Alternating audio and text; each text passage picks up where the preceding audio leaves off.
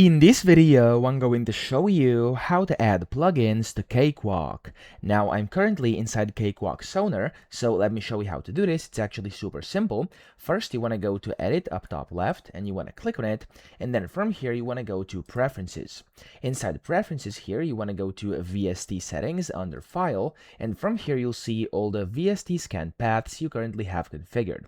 So these are all the folders where, of course, if you install any VST plugins, it's going to add them into Cakewalk. But if you want to add a new one, it's super simple. You just want to go and get the plugin you want to use. You can download it or of course obtain it from wherever you want, and you can save it in a folder on your computer.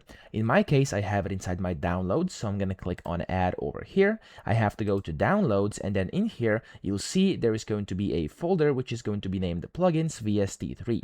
So I actually have a plugin in here. I'm going to click on that and then OK, and I've added this to my scanning. Now of course you can then hit the scan button and it's going to scan. For me, it did that automatically, and as you can see here, I'm now using the plugins which I've added in here from that specific folder as well. Just make sure in that folder you of course are pasting or kind of importing all the specific plugins you want. Okay, so I'm just going to show you really quickly how this actually looks. So over here in my downloads folder, I have this plugins VST3. If I double click on that, you can see there's the plugins in here, and that's where you basically have to of course drag in the plugins, and you'll then be able to use them just like this, super simple inside Cakewalk. Okay, so that's it. Then you have to apply and OK, and I hope this video helped you out. If it did, please subscribe to the channel and help me out as well.